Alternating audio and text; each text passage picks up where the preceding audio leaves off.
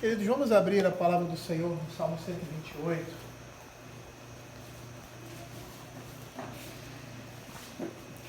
Salmo de número 128. Como hoje nós falamos sobre aquele mandato social, né? E falamos sobre família, eu vou trazer aqui para os irmãos a exposição do Salmo 128. Eu vou dizer, sinceramente, eu estou cansado. Ficar em pé há muito tempo, já a idade dos meus 35 anos pesa. Então vamos fazer a leitura aqui do Salmo 128. Diz assim: Bem-aventurado aquele que teme ao Senhor e anda nos seus caminhos, o trabalho de tuas mãos comerás, feliz serás e tudo te irá bem. Tua esposa no interior da tua casa será como uma videira frutífera, teus filhos como rebentos de oliveira à roda da tua mesa. Eis como será abençoado o homem que teme ao Senhor. O Senhor te abençoe desde Sião, para que vejas a prosperidade de Jerusalém durante os dias de tua vida. Veja os filhos de teus filhos, paz sobre Israel. É interessante a gente observar aqui que tanto o Salmo 127 quanto o Salmo 128 eles vão falar sobre a vida familiar, né? E os dois vão falar que a estabilidade familiar, social, está associada a uma vida debaixo das instruções divinas, da direção de Deus. E eu não quero, até querendo cortar um pouco do que eu ia falar, eu ia dar uma introdução geral do Salmo 127, e aí depois entraria no Salmo 128, mas eu gostaria de chamar a atenção dos irmãos para o princípio que está aqui presente. Diz assim: se o Senhor não edificar a casa, em vão trabalhos que edificam. Se o Senhor não guardar a cidade, em vão vigia o sentinela. É interessante que a palavra edificar aqui no Dicionário Internacional de Teologia, que é um dicionário semântico, ele dá a seguinte definição. Diz assim: o significado teológico de banar, que é edificar, pode ser entendido quando se considera o uso do verbo tendo, em primeiro lugar, Deus como sujeito e depois o homem. Ou seja, o que está acontecendo aqui? São duas forças em que Deus é o sustentador e doador de todas as fontes de bênção, mas do homem é exigida uma ação sem a qual Deus não vai agir por causa da desobediência do homem. Hoje de manhã, o Michael falou ali, né? E é uma coisa que muita gente passa por cima, né? Não vos embriagueis com vinho, mas encheis do Espírito. E como é que se enche do Espírito? Como ele colocou muito bem ali, né? Falando entre vós com salmos, entoando, louvando, sujeitando-vos uns aos outros. E aí ele vai dizer como é essa sujeição. O que nós temos aqui é a mesma coisa. É o mesmo princípio. A gente às vezes tem uma visão muito etérea de determinadas coisas que são muito simples na vida cristã, mas por causa da influência pentecostal, gnóstica, sei lá, o nome que você quiser dar, nos faz não entender de forma prática e objetiva aquilo que a palavra de Deus está dizendo. Então, quando a gente diz que o Senhor vai edificar a minha casa, aí a gente olha assim, a mesma coisa de encher do Espírito. Acho que é uma coisa que vai acontecer fora de nós. Uma coisa que vem de fora assim, e aí nos toma e tal, e aquela coisa aí, eu sou edificado e eu sou cheio do Espírito. Não, não é assim. Da mesma forma que se encher do Espírito, você tem que exercitar a fé, como muito bem ele colocou aqui. Essa edificação que Deus fala aqui está relacionada a nós. É Ele quem vai nos edificar, é Ele que vai trazer as suas bênçãos, mas Ele exige de nós algumas coisas. E tem um texto da Escritura que ele vai dar a dimensão correta do que significa eu dizer que a minha casa está sendo edificada pelo Senhor, que se encontra em 1 Reis, capítulo 11, verso 38. Quando Deus fala por meio do profeta a Jeroboão, na divisão ali do reino, do reino do sul com o reino do norte. Aí diz assim: se ouvires tudo o que eu te ordenar, e andares nos meus caminhos, e fizeres o que é reto perante mim, guardando os meus estatutos e os meus mandamentos, como fez Davi meu servo, eu serei contigo e te edificarei uma casa estável, como edifiquei a Davi, e te darei Israel. Ou seja, o que ele está dizendo aqui? Melhor, vamos mais diretamente. O que a Bíblia quer dizer quando Se o Senhor não edificar a minha casa, em vão trabalho de que edifica. Significa edificar a minha casa. Quando o Senhor edifica a minha casa, eu posso dizer que eu estou colocando em prática, estou vivendo, estou exercitando a fé, os mandamentos de Deus na minha vida. Quando eu faço isso, quando eu dirijo a minha família, eu dirijo a minha vida, eu dirijo a minha devoção segundo os estatutos, as leis e a vontade de Deus, eu posso dizer com segurança que Deus está edificando a minha casa. Agora, se eu não vivo a fé ou a religião, ou seja, se eu não sigo a palavra de Deus, não me submeto à sua vontade, né? Não, como ele usa aqui, né? Faço o que é reto, o que é correto perante o Senhor, eu não posso dizer, eu posso viver religiosamente, eu posso ir lá na igreja todo domingo, né? Oferecer o meu culto, mas eu não vou poder dizer que Deus está edificando a minha casa, porque eu não estou vivendo conforme a sua vontade. E aí, aquilo que eu falei no início, nós vamos perceber que tanto esse salmo quanto o outro vai falar que a estabilidade familiar, social, vai estar associada a uma vida debaixo das instruções divinas, da direção de Deus, porque dessa forma o Senhor estará edificando a minha casa. E a partir desse princípio, dessa perspectiva, que a gente vai passar para o Salmo 128. Diz assim: bem-aventurado aquele que teme ao Senhor e anda nos seus caminhos. O trabalho de tuas mãos comerás, feliz serás e tudo te irá bem. Primeira coisa que chama a nossa atenção aqui, é que a Escritura constantemente nos lembra de que são felizes, bem-aventurado é feliz, né? Os que servem ao Senhor de todo o seu coração.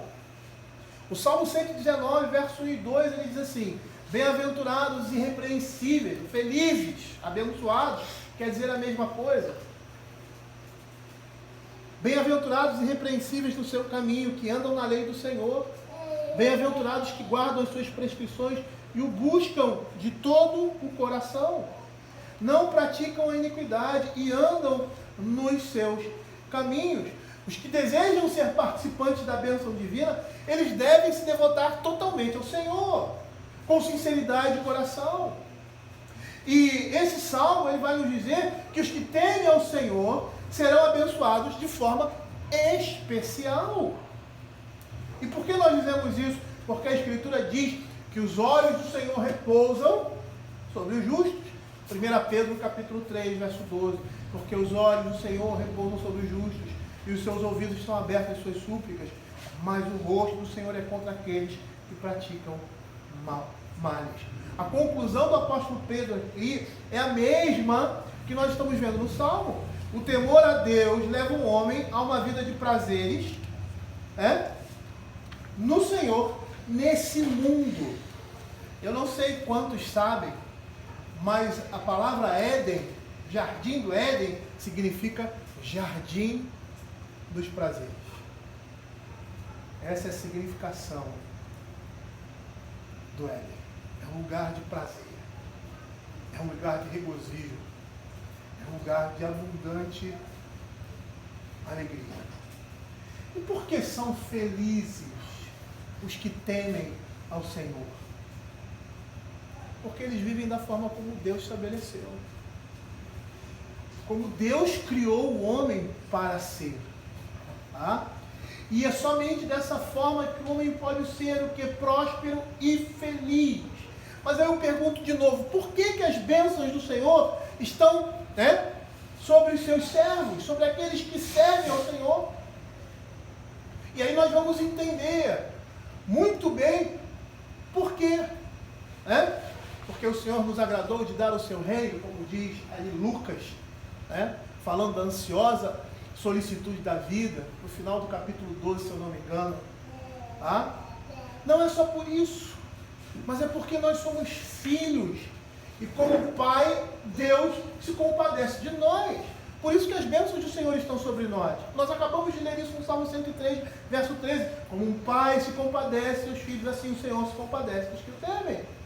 Porque a misericórdia de Deus e a sua justiça estão sobre nós, seus filhos. Salmo 103 de novo, verso 11. Pois quanto o céu se alteia acima da terra, assim é grande a sua misericórdia para com os que os temem. E porque Ele tem prazer em abençoar aqueles que andam nos seus caminhos. Por isso que é bem-aventurado aquele que teme ao Senhor e anda nos seus caminhos. O que nós estamos vendo aqui no Salmo 128 são os efeitos contrários da queda. Por quê? Porque na queda o homem preferiu fazer a sua vontade e não a vontade de Deus. Seguir as suas próprias impressões do que a vontade de Deus para a sua vida. E é muito interessante nós percebermos nesse salmo, lá também, no Éden, que tudo começa na família, no ambiente familiar. E essa é a maior bênção material que Deus pode dar a uma pessoa. E a configuração desse salmo vai demonstrar isso. Tá? Não é à toa que a restauração de todas as coisas seja o elemento, né? Ou seja, na restauração de todas as coisas, esse seja o elemento que demonstra mais claramente a bênção de Deus. Calvino vai dizer que os que desprezam a Deus não podem desfrutar de prosperidade. E o que podemos entender é que a nossa vida não conta com a aprovação divina se ela não está sendo o quê? Construída, edificada, de acordo com a lei de Deus. É isso que o Salmo 127, verso 1 vai nos dizer. Se o Senhor não edificar a casa, em vão trabalhos que edificam. Bem-aventurado aquele que teme ao Senhor e anda nos seus caminhos. Nossa vida só vai contar com essa aprovação divina. O Senhor só vai estar edificando a nossa vida se nós estivermos fazendo a sua vontade, se nós estivermos andando nos seus mandamentos, se nós estivermos fazendo com que a palavra de Deus seja o nosso guia. Tá? E nós vamos perceber que o temor de Deus e a observância da lei de Deus, da vontade de Deus, elas são inseparáveis. E vai atestar para fazer a distinção entre os servos do Senhor, aqueles que desprezam a Deus. O temor do Senhor e a obediência são coisas inseparáveis. Lembra que nós falamos ontem? O que nós conhecemos de Deus, ou o quanto nós conhecemos de Deus, molda a nossa vida, o nosso comportamento. A prática da justiça, a misericórdia, né? Não é isso? Não é isso? É isso que Ele requer de ti. E a partir de que Ele requer isso? A partir da sua revelação. Ele quer que você pratique a justiça porque Ele é justo, que você ame a misericórdia porque Ele é misericordioso, e que você ande humildemente com seu Deus porque Ele é humilde. E quando nós falamos em temor, são palavras assim, às vezes, muito subjetivas. Mas temor significa respeito, reverência, dedicação profunda e obediência. E nós poderíamos dizer que temer ao Senhor nos leva, consequentemente, a andar nos seus caminhos.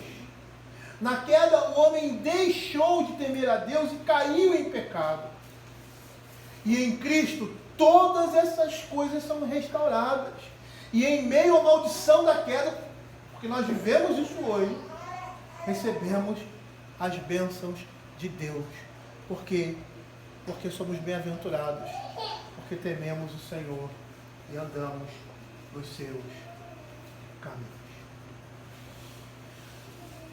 E aí a primeira coisa que aparece, se você for seguir a sequência lá de Gênesis, você vai ver isso.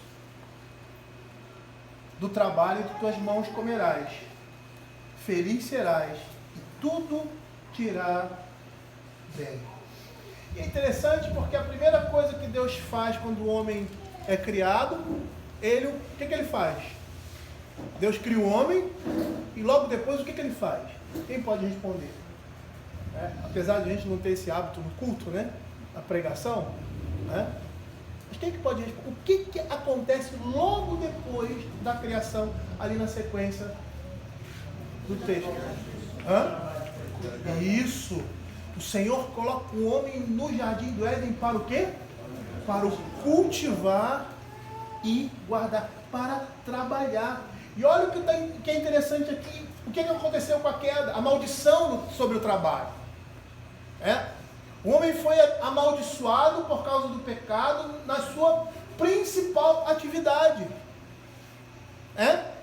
Ele diz aqui, do trabalho de tuas mãos comerás, feliz serás e tudo te irá bem. E aqui nós devemos observar uma estimativa diferente daquela postulada pelo mundo. Que é que uma vida feliz consiste em tranquilidades, honra e riquezas. E para o homem em geral, trabalhar duro não representa uma bênção, mas uma maldição. Mas a maldição da queda não é relativa ao trabalho, mas ela se refere ao labor que o homem deve empregar no trabalho.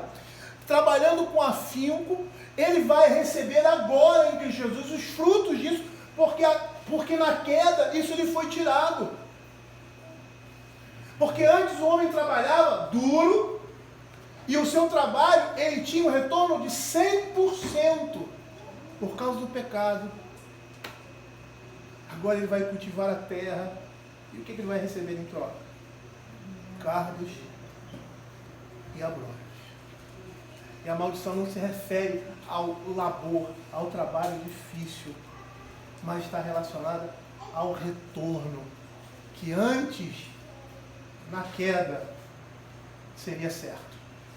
E olha o que a palavra de Deus diz lá em Gênesis capítulo 3, versos 17 a 19. E Adão disse, visto que atendeste a voz de tua mulher e comeste da árvore que eu ordenara não comesse, maldita é a terra por tua causa. Em fadigas obterás dela sustento durante os dias de tua vida. Ela produzirá também cardos e abrolhos, e tu comerás a erva do campo, o suor do teu rosto, comerás o teu pão, até que tornes a terra, pois dela foste formado, porque tu és pó, e ao pó tornarás. O que nós estamos vendo aqui? Nós estamos vendo aqui que quando o servo, no Salmo 128, quando o servo de Deus, que anda nos caminhos do Senhor, e teme ao Senhor, trabalha duro, no suor do seu rosto, o Senhor abençoará os seus esforços, fazendo com que seja sustentado pela própria mão de Deus. Antes, ele produzia, ele trabalhava com afinco e recebia 100% do seu trabalho. Não havia perda, só ganho. Por causa da queda, agora a coisa é incerta, vai produzir cardos e abrolhos. Mas aqueles que andam nos caminhos do Senhor,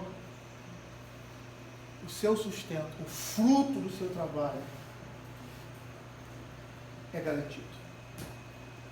E na visão do salmista aqui, trabalhar duro é uma bênção de Deus. E somente dessa forma o seu trabalho será abençoado. Provérbios capítulo 6, versos 6 a 11 vai dizer isso. Ele vai dizer assim, vai ter com a formiga o preguiçoso, considera os seus caminhos e ser sábio. Não tendo ela chefe, nem oficial, nem comandante, no estio prepara o seu pão, na cega junta o seu mantimento. Ó preguiçoso, até quando ficarás deitado? Quando te levantarás do teu sono? Um pouco para dormir, um pouco para toscanejar, um pouco para cruzar os braços em repouso. Assim sobrevirá a tua pobreza como um ladrão, e a tua necessidade como um homem armado. Dessa forma ele será abençoado. Antes da queda, o homem trabalharia e receberia o fruto do seu esforço. Após a queda, esse fruto seria incerto, mas para os servos do Senhor, o seu sustento está garantido pela graça de Deus. É o que o Salmo 127, verso 2 vai dizer: aos seus amados ele dá enquanto dorme. Mesmo em seu descanso, o Senhor está sustentando os seus servos. É o que percebemos no verso 1 do Salmo 127. O Senhor garante àqueles que temem ao Senhor e andam nos seus mandamentos o retorno das suas atividades como no Éden. João Calvino, interpretando esse texto, expondo esse texto, ele vai dizer que devemos nos contentar com a certeza de que seremos mantidos convenientemente pelo labor de nossas próprias mãos, da mesma forma como lemos no Salmo 34, 10, que diz assim: os leõezinhos sofrem necessidade e passam fome, porém os que buscam o Senhor, bem nenhum lhes faltará. É como se o texto estivesse dizendo, e aí também uma fala de Calvino, que mesmo nesta peregrinação e curta jornada, os servos do Senhor desfrutarão de uma vida feliz, à medida que a condição do mundo permitir. Felicidade imortal nos aguarda no céu, mas durante a nossa curta peregrinação, Deus não cessará de exercer o ofício de pai de família e em nos manter, de modo que o teu alimento diário te será administrado por tua mão, contanto que vivamos contentes com uma condição modesta. Os que andam em conformidade com a lei do Senhor, eles serão abundantemente abençoados. E parte dessa bênção é desfrutar de comer os frutos do seu trabalho. E nós vamos perceber que o texto aqui, ele está se referindo ao líder do lar inicialmente, ao homem da família, ao esposo e pai. E por quê? Porque ele é o cabeça de sua casa. Olha o que diz aqui: bem-aventurado aquele que teme ao Senhor e anda nos seus caminhos, do trabalho de suas mãos comerás, feliz serás e tu te irá bem. A tua esposa. Esse salmo está sendo dirigido inicialmente para quem? Para o homem do lar, para o homem de família. Ele é o líder. E essa liderança, essa cabeça, como a palavra de Deus fala, que o homem é o cabeça do lar, gera responsabilidade. E a primeira responsabilidade é o trabalho. Não é à toa que na criação, quando Deus cria o homem, a primeira coisa que ele faz, depois que o homem é criado, ele coloca ele no jardim do Éden e fala o quê? Para trabalhar. Para trabalhar em proveito de quem? De sua família. É responsabilidade do homem prover um sustento para a sua família. O homem é o provedor do seu lar. Lá em Gênesis capítulo 2, versos 8 e 15 diz assim: e plantou o Senhor Deus um jardim no Éden, na direção do Oriente, e pôs nele o homem que havia formado.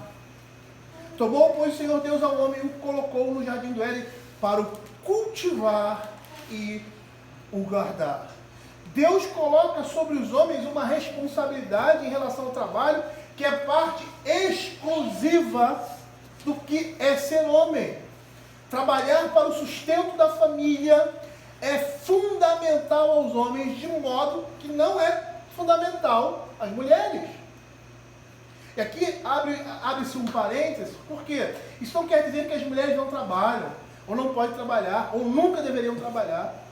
O que a Escritura vai nos mostrar é que o homem e a mulher são diferentes e que Deus fez o homem conectado ao trabalho, ao sustento, de um jeito diferente da mulher.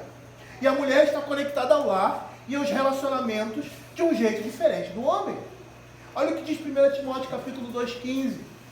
Todavia será preservada através da sua missão de mãe, se ela permanecer em fé, amor e santificação com bom senso. E ali o apóstolo Paulo está colocando a função do homem na igreja e a função da mulher na igreja. Nós estudamos isso recentemente. Eu acho que está bem fresquinho na nossa cabeça. Lá no Salmo 128, verso 3, ele diz assim: tua mulher no interior da tua casa será como videira frutífera, teus filhos como rebentos de oliveira à roda da tua mesa. Isso, o que a Escritura está nos dizendo, não significa a incapacidade do homem criar um lar e manter relacionamentos, ou incapacidade das mulheres de trabalharem para o sustento do lar. Significa que Deus criou homens e mulheres com inclinações e campos diferentes de responsabilidade. O homem foi criado com a responsabilidade especial de trabalhar e sustentar a família, e a mulher com a necessidade primordial de alinhar e nutrir relacionamentos familiares. Trabalhar para o sustento do lar é responsável do homem, é responsabilidade do homem, do líder do lar. Trabalhar para suprir as necessidades dos outros, especialmente dos seus familiares, está na essência do ser homem. E na essência do ser homem está a característica de prover e proteger ligado ao trabalho. É isso que essas duas palavrinhas, cultivar e guardar, significam. Por isso que lá em Efésios, você vê claramente, quando Deus fala que o homem é o cabeça, a mulher é a sua... e a mulher deve ser submissa ao seu marido, ele como cabeça deve amá-la. E a atitude dele como líder do lar não é dominá-la, mas é prover, proteger, cuidar, como Cristo faz com a igreja. Por isso o salmo começa dessa maneira, atrelando o trabalho à cabeça do lar, que é o homem. E aí ele vai continuar e vai mostrar que o outro aspecto dessa bênção na vida familiar, de uma vida familiar feliz, são esposas e filhos que são dádivas do Senhor. Você se engana quando pensa diferente. A esposa e os filhos são dádivas que Deus dá ao homem. Lá no Salmo 127, verso 3, ele diz assim: herança do Senhor são os filhos, fruto do ventre, o seu galardão. Filho não é tropeço na vida de ninguém. Só na vida de pessoas que querem viver na promiscuidade e na imoralidade. Por isso o aborto.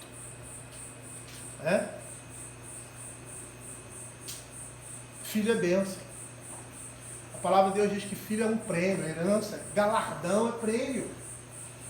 São herança de quem? É do Senhor. Opa, aquilo que eu falei hoje aqui para os homens, não pertence a mim. Meu filho não pertence a mim. Às vezes nós lidamos com eles como se eles pertencessem, fossem produto, um objeto nosso. Não, eles são herança do Senhor. E é nessa perspectiva que nós devemos nos relacionar com eles. Ver aquela criança, aquele infante tão bonitinho, tão cheirosinho, ele vai crescendo, e os homens em especial vão ficando fedidinhos, São herança do Senhor. Vão começar a dar trabalho, são herança do Senhor, são prêmios, são galardões. É bênção na vida da família.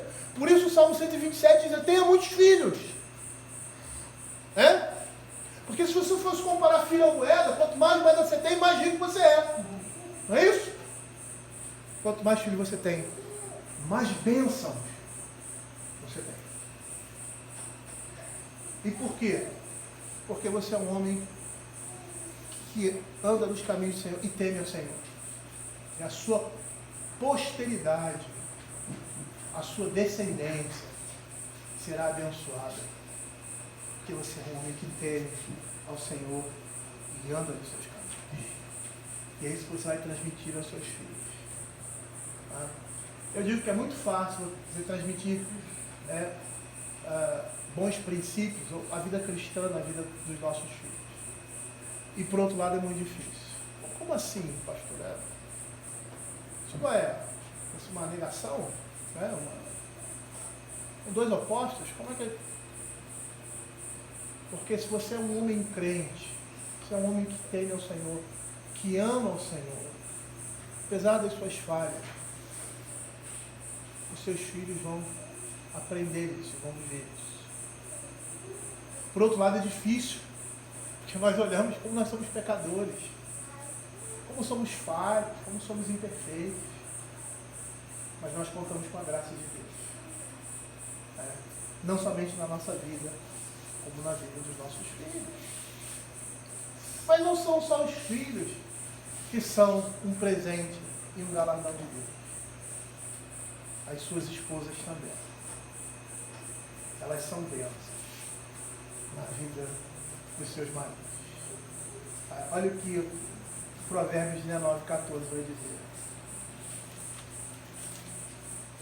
A casa e os bens vêm como herança do Senhor,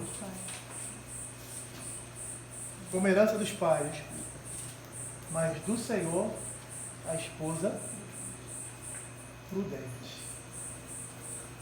Esse texto aqui ele vai um pouquinho além, tem um texto de Provérbios, que é 28, que ele fala que aquele que acha uma esposa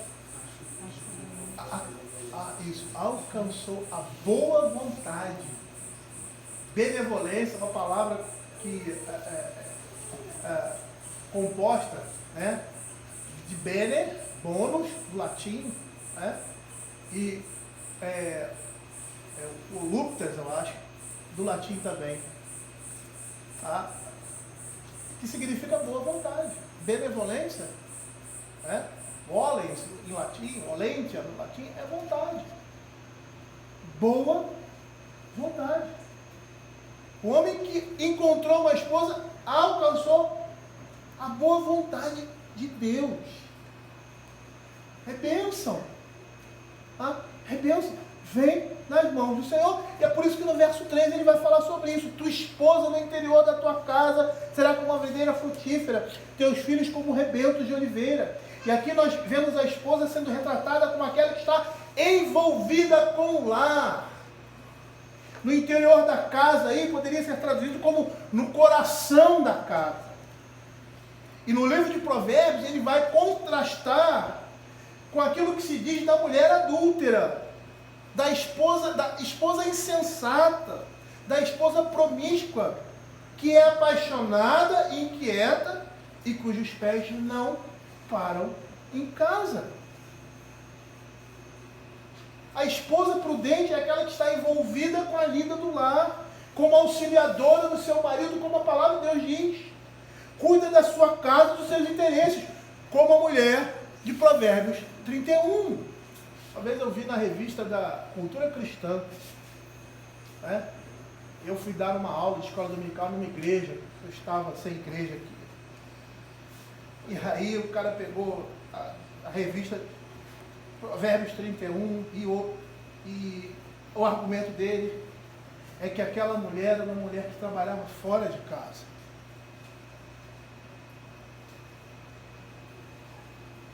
Tá? Nada necessariamente contra isso. Né? E não é a nossa perspectiva falar sobre isso, tá? Aqui, né? E não que eu ache pecado uma mulher trabalhar fora. Não é pecado. Né? Pode se tornar, mas não é. Né? É uma coisa diferente. Que a má utilização dela pode se tornar um pecado na vida dela, na vida da sua família, ou não. Mas o caso aqui não é o que nós vamos desenvolver aqui. Mas a mulher de Provérbios 31, ela está envolvida com o seu lar. Abra aí o verso 2 de Provérbios 31.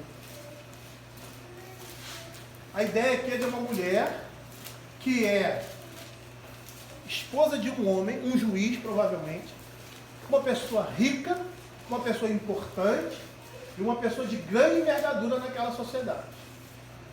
E ele, que está fora de casa, não pode e não tem condições, como geralmente os homens, né, de administrarem o seu lar. Ou melhor, de gerenciarem o seu lar. Esse gerenciamento vem de quem? Da auxiliadora. Eles estão trabalhando juntos. Né? Eles estão juntos no mesmo propósito. Então, ele sai para cumprir a sua função, né? Trazer o sustento, trabalhar, trazer o sustento da sua família, e a sua esposa administra aquilo que eles têm. Ela auxilia, porque ele sozinho não ia conseguir fazer isso. Ele não ia conseguir administrar os seus bens, ele não ia conseguir cuidar dos seus filhos, ele não ia conseguir gerir uma casa. Então ele precisa de alguém competente do lado dele para fazer isso. Né? E aqui ele está falando de uma mulher que vive no seu lar. Todas as suas atividades estão voltadas para isso. Né? E aí diz assim: ela lhe faz bem e não mal todos os dias da sua vida, busca lã e linho e de bom grado trabalha com as mãos. É como um navio mercante que de longe traz o seu pão, e ainda noite, e já se levanta e dá mantimento à sua casa. E a tarefa às suas servas. Examina uma propriedade, adquire, exige os lombos de força, fortalece os braços. Ela percebe que o seu ganho é bom, a sua lâmpada não se apaga de noite. Estende as mãos ao fundo, mãos que pegam na roca. abre a mão ao aflito e ainda estende ao necessitado no tocante à sua casa. Não teme a neve, pois todos andam vestidos de lã escarlata, faz para si cobertas, veste de linho e de púrpura. Seu marido é estimado entre os juízes, quando se assenta com os anciãos da terra. Ela faz roupas de linho fino e vende-as, e dá cinto aos mercadores. A força e a dignidade são os seus vestidos. E quanto ao dia de manhã, não tem preocupações, fala com sabedoria, e a instrução da bondade está na sua língua. Atende ao bom andamento de sua casa. Percebam que há uma reiteração, uma recorrência de casa a casa a casa. Por quê? Porque ela é uma mulher que trabalha e trabalha muito. Mas o seu trabalho está voltado ao quê? A casa é aquela que está no interior da casa, no coração da casa. E todas as suas tarefas estão voltadas para a sua família. E até aqui, como ela diz, ela ganha dinheiro com isso.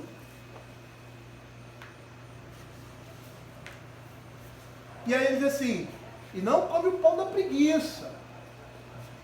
Levanta os seus filhos e lhe chamam de tosa, seu marido a louva, dizendo, muitas mulheres procedem virtuosamente, mas tu a todas sobrepujas. No Salmo, aqui, a qualidade atraente da mulher está acompanhada pela fidelidade ao seu chamado como esposa e mãe. É o que nós estamos vendo aqui em Provérbios 31, é o que nós estamos vendo aqui no Salmo 128. Por isso, quando o apóstolo Paulo diz que as mulheres não deveriam exercer a liderança na igreja, elas seriam auxiliadoras dos seus maridos nas suas atividades, né? Como nós já vimos isso na igreja, né? Mas elas não poderiam exercer liderança. Por quê? Porque quem deveria exercer liderança seriam alguns homens. Homens que foram vocacionados e chamados para o Senhor para isso.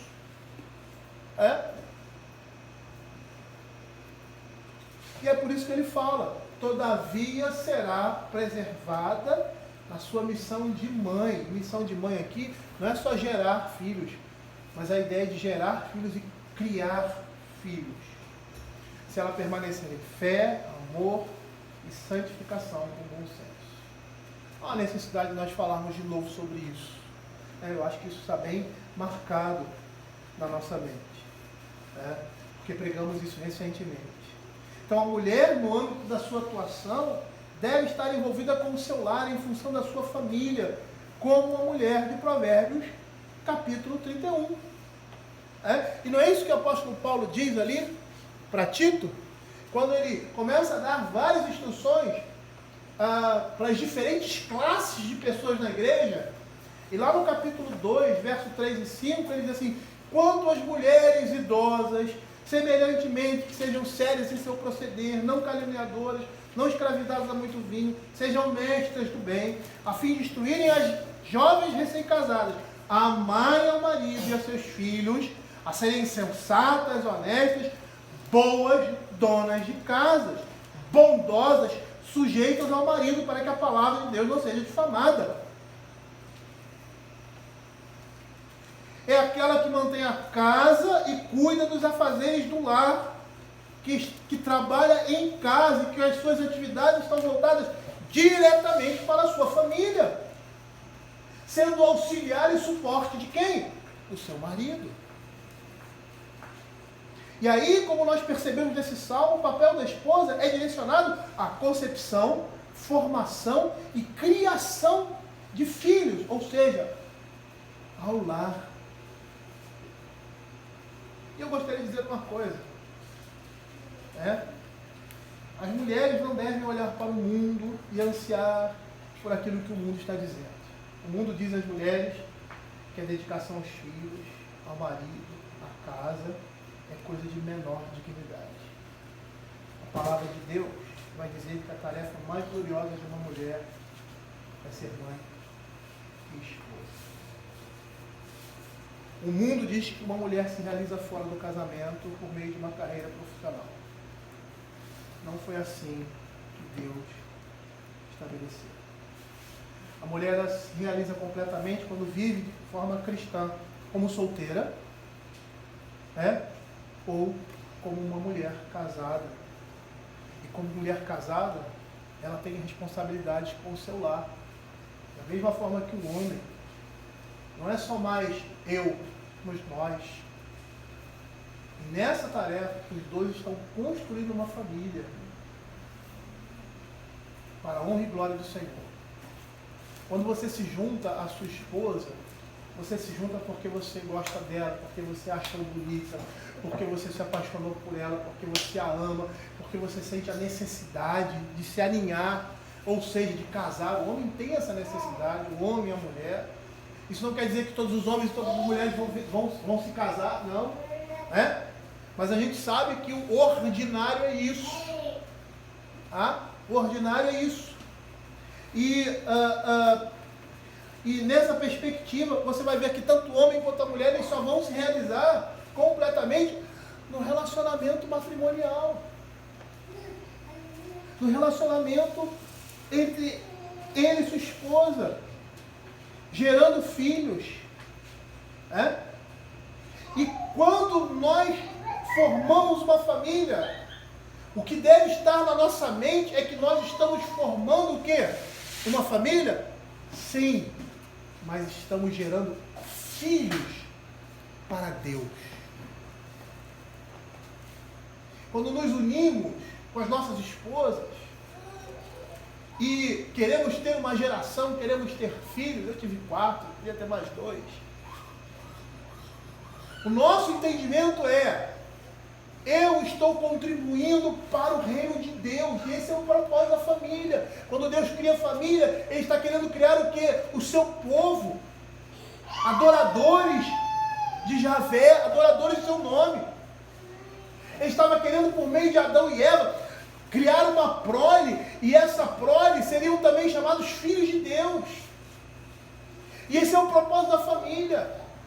Gerar filhos para Deus, para que a sua imagem se propague nesse mundo, e para que nós gozemos das coisas que Ele colocou nesse mundo, para o nosso aprazimento e para a sua glória.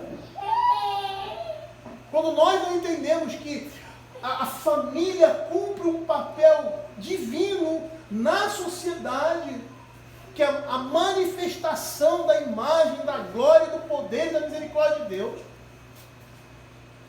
ela perde o sentido. Ela perde completamente o sentido. Bin Laden, certa vez, ele disse... 27 filhos. Isso. Quantos filhos? 27. Dei 27 filhos ao Islã. Olha que interessante. Ele entendia, um homem ímpio, que a sua prole estendia nesse mundo a sua religião, a sua fé. E nós? Entendemos dessa forma?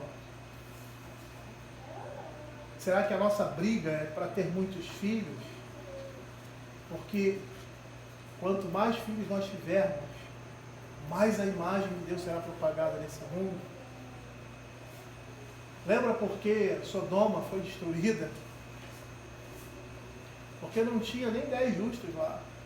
Porque se tivesse 10, você não tinha poupado por amor dos 10. Ló era um peso para aqueles homens. Agora, imagine se ali naquela cidade tivesse 50 Lós. 200 Lós.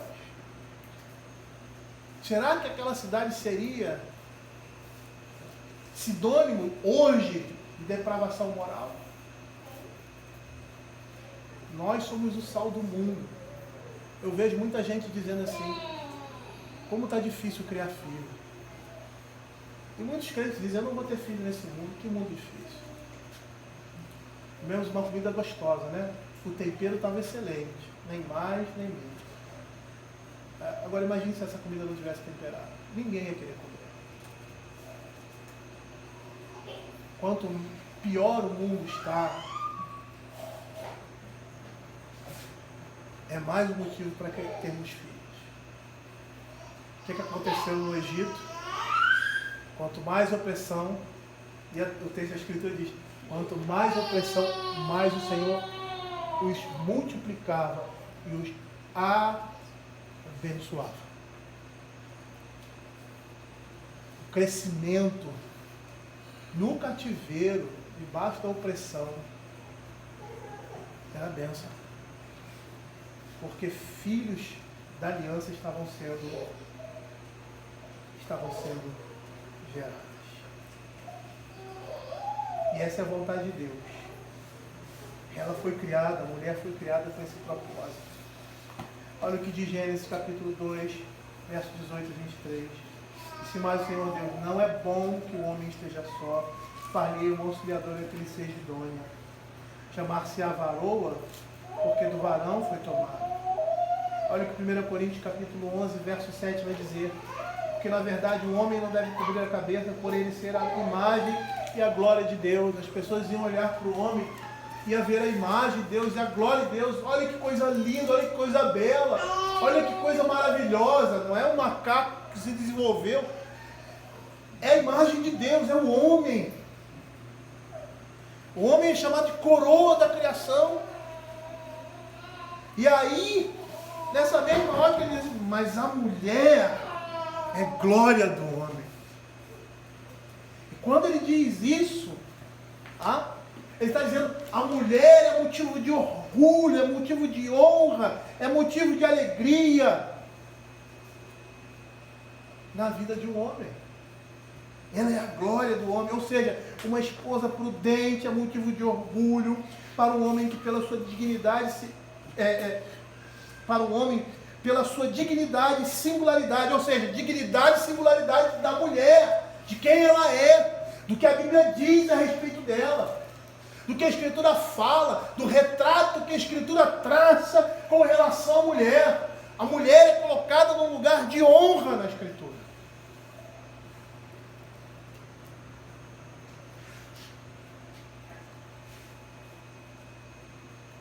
Ter uma esposa é uma honra, é uma bênção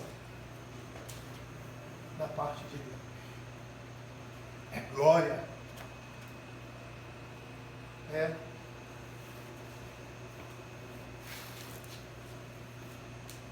Se você vê uma pessoa entrando, né, e aí você olha a coroa, aquele rei, a coroa mostra que ele tem prestígio, as pessoas olham, que coroa linda. E quanto mais a coroa é trabalhada, mais prestígio e honra tem aquele que a possui. E é assim a relação do homem com a mulher. Diz que é coroa, é a glória do homem. É um motivo de orgulho. Eu não sei se muitos de vocês aqui, eu acho que o Celso deve vivenciar isso, ainda não passaram por isso, ou até já passaram, mas eu olho para os meus filhos assim, e assim, eu fico exuberante. Eu me lembro um dia, quando Lucas e Israel, eles eram adolescentes ainda, eles têm uns 10, 11 anos, pré-adolescentes, e aí eles estavam jogando bola, em vez de jogar bola na rua. Eu não sei nem se eles se lembram disso. E aí eles crescendo e tal, aquela coisa toda, E qual é o pai que não tem orgulho do filho, E aí daqui a pouco naquele futebol, um monte de menino lá e tal, aí eles chegaram os dois, aí começaram vamos fazer assim, vamos fazer aquilo, e botaram ordem no negócio. Eu cheguei em casa, Simone, você não sabe o que eu vi. Eu falei, o que foi, Pô, eu levei os meninos para jogar bola lá e tal, eles estavam com um monte de meninas, as meninas tudo sem tênis, descalço, daquela bagunçada toda. Você tinha que ver, o Lucas e Israel, eles organizaram as coisas, falaram, você vai fazer assim, eu estou só vendo de longe, eles gesticulando e tal, e as coisas começaram a andar, e o futebol começou a funcionar, porque estava uma bagunça antes disso. Eles reuniram o grupo, e a coisa começou a fluir. Eu falei, cara, eu fiquei orgulhoso. Cheguei em casa com um sorriso daqui e aqui. É esse sentimento que você tem quando você tem uma esposa prudente, uma esposa que teme ao Senhor ao seu lado. É esse orgulho, é essa satisfação tá? Porque ela acrescenta honra a você, por causa da sua dignidade, da sua singularidade, do que ela representa para Deus, da sua economia de vida. Mas ele diz: tua esposa no interior da tua casa será como uma videira frutífera, teus filhos como rebentos de oliveiras. Como a videira frutífera. Ela é comparada com a videira, está se referindo aos frutos produzidos por essa videira. E aí no Salmo 127 você vê ali, né, como flechas na mão do guerreiro, assim os filhos da mocidade, feliz o homem que enche deles a sua aljava. E uma aljava tinha no mínimo 5 flechas. Ou seja, a mulher que tem muitos filhos, a família que tem muitos filhos é abençoada.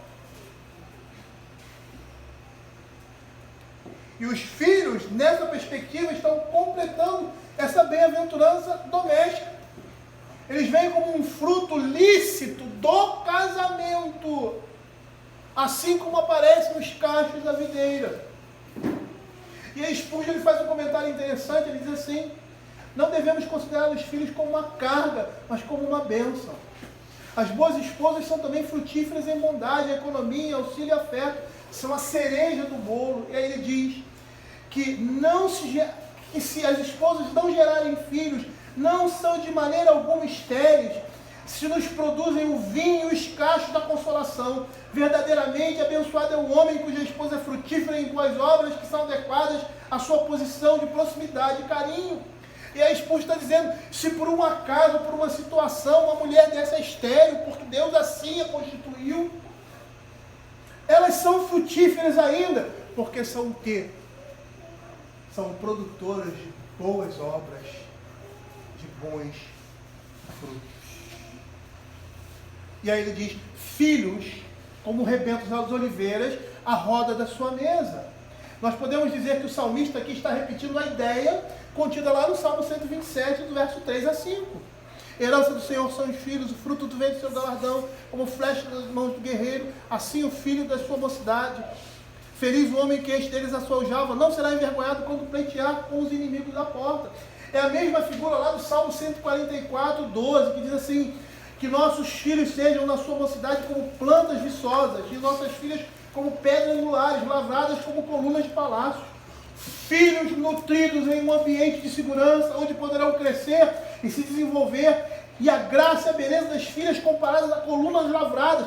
É a bênção de um lar que vai gerar filhos crentes, filhos que são provenientes de um homem que teme ao Senhor, de uma mulher que teme ao Senhor, criados na disciplina e na administração do Senhor. Eles serão bênção.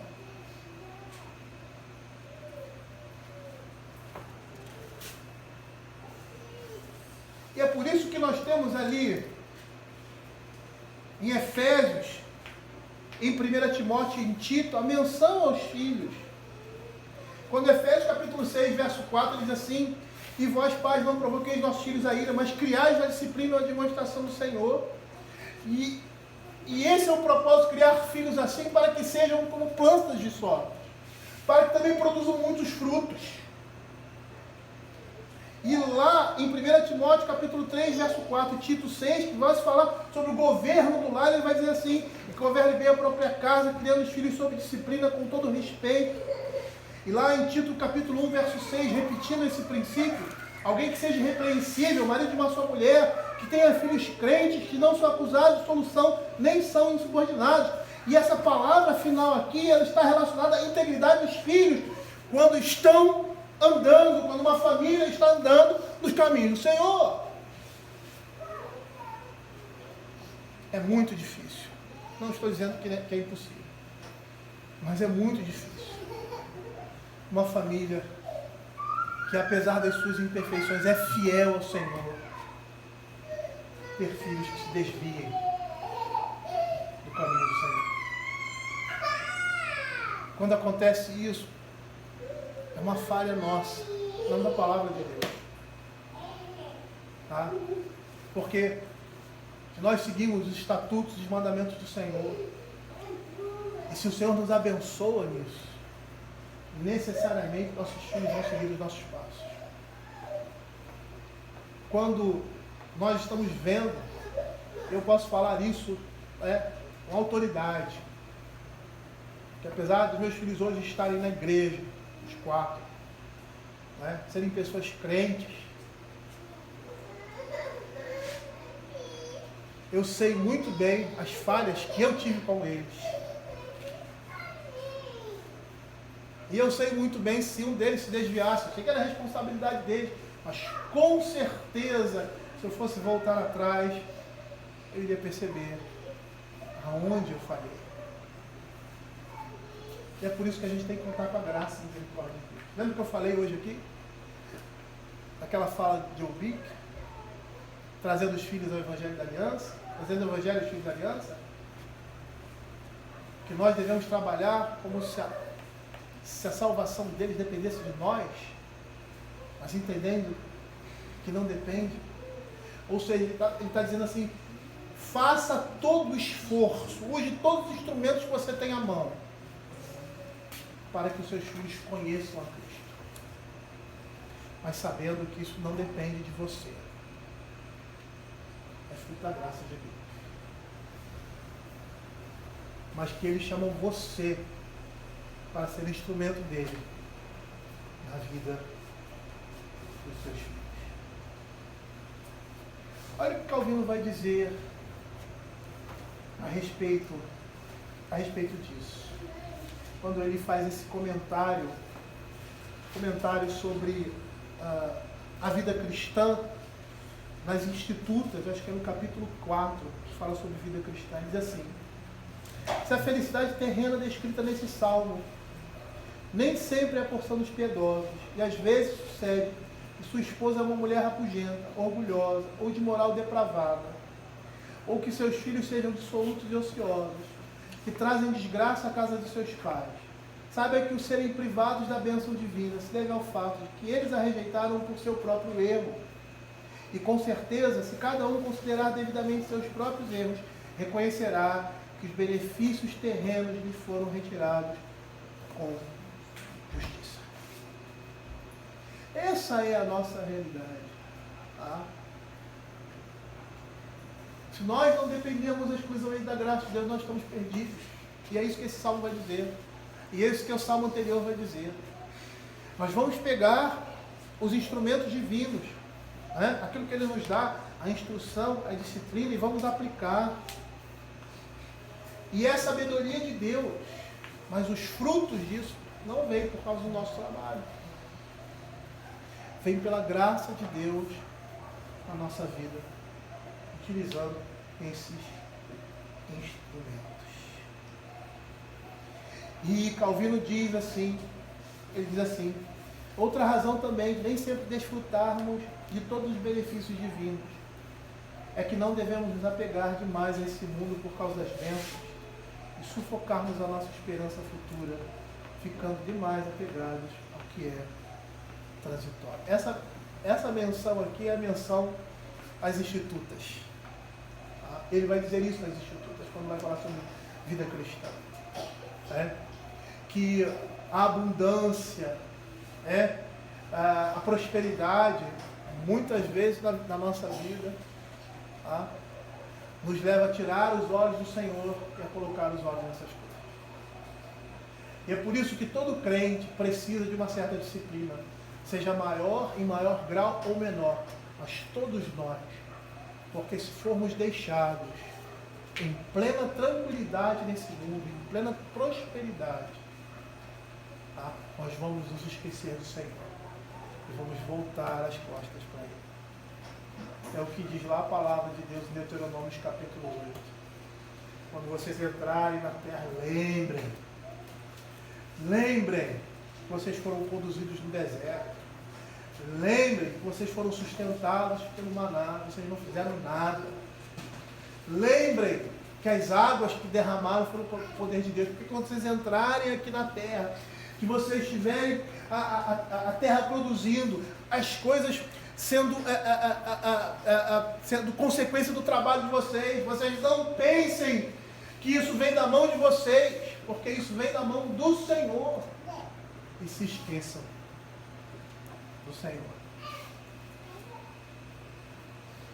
E a gente vai perceber que as bênçãos divinas, elas não são permitidas sobre a terra de tal maneira que não absorva todos os nossos pensamentos, e nos mantenha rastejando no pó. E aí ele termina lá no verso 5, ele diz assim: o Senhor te abençoe desde Sião, para que vejas a prosperidade de Jerusalém durante os dias de tua vida, e vejas os filhos de teus filhos, paz sobre Israel. Percebam que a bênção divina se estende dos indivíduos para as famílias e então para toda a nação. Esse foi o propósito da família na economia divina, formar dele a igreja de Cristo. Lembra daquele conceito de OSPB? Acho que ninguém pegou isso aqui, só eu e o Celso. O Celso deve ter pego. OSPB, Organização Social e Política do Brasil. Ele dizia assim: a família é a célula máter da sociedade, é a célula mãe. É mãe por quê? Porque ela é que gera. Os cidadãos de um determinado lugar são fruto de famílias. Uma família forte, nação forte. Uma família forte, igreja forte. E como é que é a família? A família é aquela que Deus estabeleceu: homem, mulher, homem como cabeça, a mulher como sua companheira, sua auxiliadora e os filhos. Não existe outra configuração familiar, como foi falado aqui. E qualquer tipo de configuração familiar diferente dessa vai levar à destruição da sociedade. É muito interessante. O pensamento hoje é que existem famílias plurais, mas esse pensamento levado ao extremo, não precisa nem ser levado ao extremo não, levado a últimas consequências, vai levar a sociedade a se desintegrar. Olha que engraçado. Eles estão querendo destruir os princípios da palavra de Deus, e eles destruindo isso, eles vão destruir a si mesmos. Eles vão acabar com as suas descendências, a sua existência. Eles vão deixar de existir. Porque eles estão fazendo da forma como não é para fazer. Porque não foi assim que Deus estabeleceu. O propósito da família na economia divina é formar dela a igreja de Cristo. E o que você está esperando? Se você pode não gerar filhos, o que você está esperando? A igreja precisa de homens. A igreja precisa de mulheres. Hoje o presbítero Celso falando assim: nós não tínhamos esse conhecimento no nosso tempo. Hoje vocês estão tendo esse conhecimento. Aproveitem isso. E é interessante porque quando nós nos casamos, você lembra que eu falei para você? Simone, eu olho para a igreja e só vejo mulher. Cadê os homens da igreja? Eu quero ter filho homem. Eu quero que eles sejam presbíteros, eu quero que eles sejam pastores, eu quero que eles sejam diáconos. Eu nem falo do pastor. Eu quero que eles sejam líderes na igreja. A igreja está precisando de homens. O que nós estamos fazendo? A igreja precisa de homens. E é por meio dos nossos filhos que a igreja vai ter continuidade. Essa ideia de que os filhos são a igreja do futuro, isso é uma balela. Os nossos filhos são a igreja de hoje, são os líderes de amanhã. E se nós não ensinarmos os nossos filhos nos caminhos do Senhor, se nós não trouxermos nossos filhos ao nosso lado do culto, para ouvir a palavra de Deus, a igreja no futuro, ela vai deixar de existir. É lógico que ela não vai deixar de existir, porque a palavra de Deus diz: as portas do inferno não vão prevalecer sobre a igreja. Mas Deus está chamando você a participar disso. E aí eu vejo determinados casais: eu não quero ter um filho só porque filho dá trabalho. Dá trabalho, mas olha, não existe coisa melhor do que você sentar à mesa e ver aquele mundo de criança ao seu redor. De que você sentar à mesa e ver aqueles adolescentes ao seu redor. Você sentar à mesa e ver seus filhos, seus netos. Vovô, vovô, vovô. E você perceber que a sua neta está começando a aprender e a andar nos caminhos do céu. E a igreja está crescendo. Não a igreja local, mas a igreja de Cristo. A família representa o seio da igreja. O bem-estar da família está ligado ao bem-estar da igreja. No Velho Testamento a gente vê isso mais claramente. Como a igreja representava a família. Israel é um exemplo claro disso. O pacto de Deus com o seu povo é um pacto familiar. Os pais são condutores dos seus filhos na igreja. É uma aliança familiar em que a descendência está diretamente ligada. E aí você às vezes vê, não tem nada a ver não, né? Só um desabafo. Pais que não querem batizar seus filhos. É herança. Herança. Quando nós estamos tirando aquilo que lhes é de direito, nós estamos privando os nossos filhos daquilo que é deles, por direito que foi dado por Deus. Olha o que Atos capítulo 2, verso 39 diz: pois para vós outros é a promessa, para vossos filhos e para todos os que ainda estão longe, isto é, para quantos o Senhor nosso Deus chamar. A igreja do Velho Testamento, ela batizava as crianças, que era a circuncisão. As crianças que nasciam com 8 dias de vida, 8 dias de vida, ia para a igreja.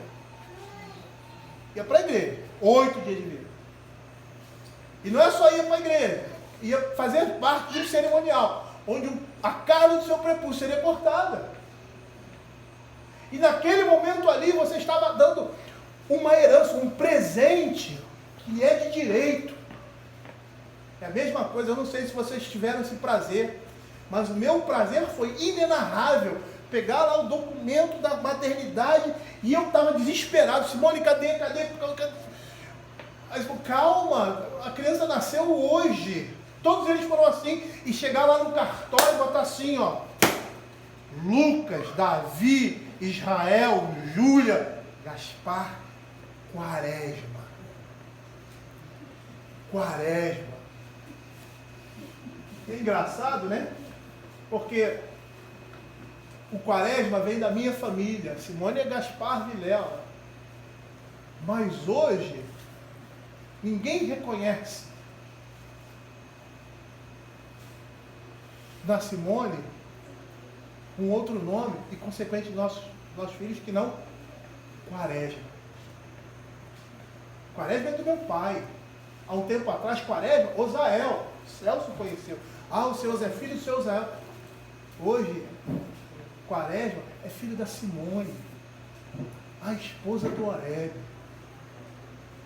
Os meus filhos, eles receberam o meu nome. Isso para mim é fabuloso. Está marcado. É uma marca visível daquilo que não pode ser mudado nunca mais. Até a eternidade. Da mesma forma que Deus faz conosco, quando nos adota como filhos. É um nome que, a partir de agora, vai caminhar para a eternidade. O pacto de Deus é com o seu povo. Os nossos filhos têm direito a isso. Eu gostaria, estou terminando já. Eu gostaria de, nessa perspectiva de herança, fazer um desabafo de algo que eu vi recentemente, que mostra a crueldade, a impiedade, a falta de afeição, a mediocridade e qualquer outro nome que demonstre a vileza e o pecado no coração do homem. Eu recebi num grupo, acho que não foi num grupo de WhatsApp, ou se era uma reportagem, eu não sei, de grandes milionários, pessoas assim, como Bill Gates, eu não saberia citar, muitos são conhecidos, mas eu não quero citar aqui, está falando besteira, mas pessoas assim, que são bilionários, riquíssimos, artistas, produtores de televisão, todos eles dizendo assim, uns 10, 15 mais ou menos, que estavam bilionários, tinham uma herança bilionária e que não iam deixar nada para os filhos. Nada. Teve um que disse que ia deixar 10% da fortuna dele e que ia dar, ia dividir em todas as casas de caridade, orfanatos e tal, mas não ia dar, ia dar 10% só para eles aprenderem a construir o império deles. E teve um outro lá, riquíssimo, que disse que não ia dar nada para os filhos. A minha vontade era de pular em cima daquele negócio aí e quebrar a cara dele. Eu fiquei com tanta raiva.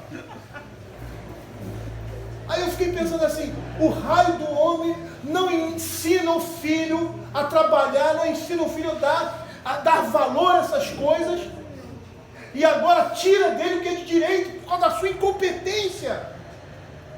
É prazer, deve ser prazer nosso. Você já viu o que a Bíblia fala sobre herança? Você já viu o que a Escritura fala sobre herança? Quando ele diz assim, não remova os marcos antigos, ele está falando de herança ali. A herança era uma coisa da família, a propriedade privada. O pai tinha prazer de passar para o seu filho aquilo que ele conquistou para a família, e aquilo passava de geração em geração. Aí você vê homens milionários vai deixar os filhos. Que piedade é essa?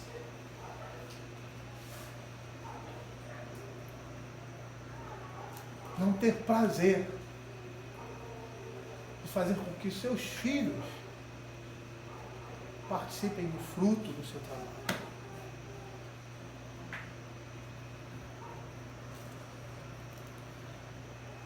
Deus conquistou algo para nós que nós não fizemos, que nós não tínhamos condições de trabalhar, que nós não tínhamos condições de ganhar, e nos deu. De graça. Teve um preço.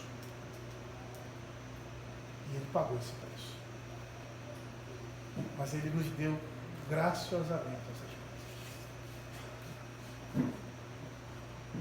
Agora a sua incompetência, a sua falta de capacidade, né, de humanidade, de piedade,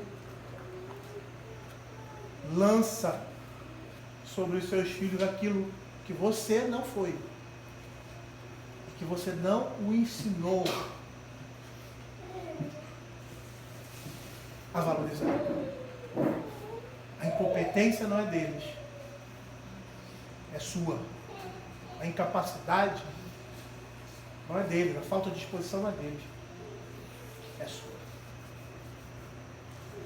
É triste. Mas não é assim que a palavra de Deus nos diz. Não é assim que ela trata as coisas materiais. Né? E esse era o propósito de Deus ao formar a primeira família, constituir dela o seu povo. Ao abençoar uma família, o Senhor está abençoando sua igreja, sua prole. Ele termina assim: paz sobre Israel. A paz da igreja representa uma vida em família abençoada por Deus, em que os seus membros andam nos caminhos do Senhor e o temem. Moldam as suas vidas a partir daquilo que o Senhor determina em sua palavra. E por mais que o mundo apresente um modelo familiar que para nós pode ser tão atraente como foi para os nossos primeiros pais, sempre vai nos conduzir à vergonha e destruição, como foi no Éden. Uma das coisas que nós estamos aprendendo nesse mandato aí, que eu sempre esqueço,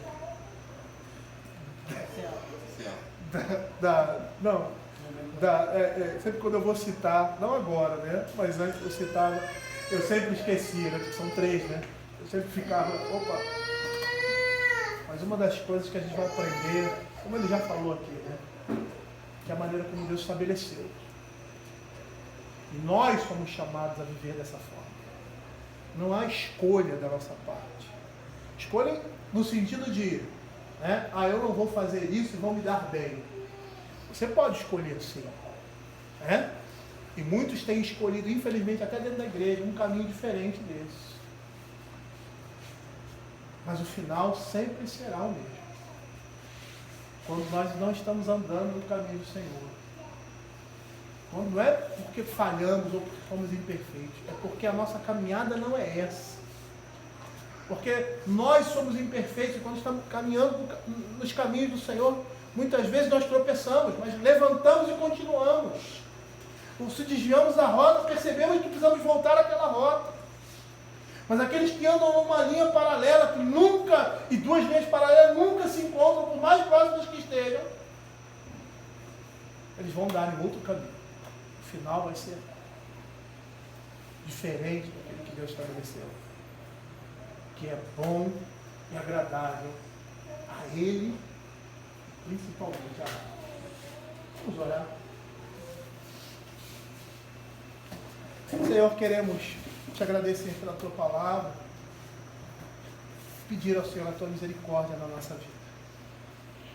Porque reconhecemos, ó Senhor Deus, que não somos capazes, ó Senhor Deus, de dar um passo se não for pela tua graça, pela tua misericórdia, se não for pelo teu auxílio. Não é a nossa capacidade, não é a nossa habilidade, mas é a graça de Deus em nós. É essa graça que nos acompanha, é essa graça que nos sustenta. E essa graça sustenta as nossas famílias. E nessa graça nós somos chamados a atuar e fazer a tua vontade, Pai. Responder positivamente a esse chamado. Para glorificar o teu nome, Senhor. E para brilhar a luz do Evangelho de Cristo em nossas vidas. E fica, Senhor, conosco, Senhor, nos dá da tua graça. Faça que esse período aqui seja um período, Senhor Deus, de grande, Senhor Deus, contrição, de grande louvor da nossa parte, Senhor Deus, e que sejamos, ó Pai, instruídos, ó Pai, na tua palavra, que possamos sair daqui revigorados, Senhor Deus, porque o Senhor falou profundamente ao nosso coração. É o que nós pedimos, em nome de Jesus. Amém. Vamos ficar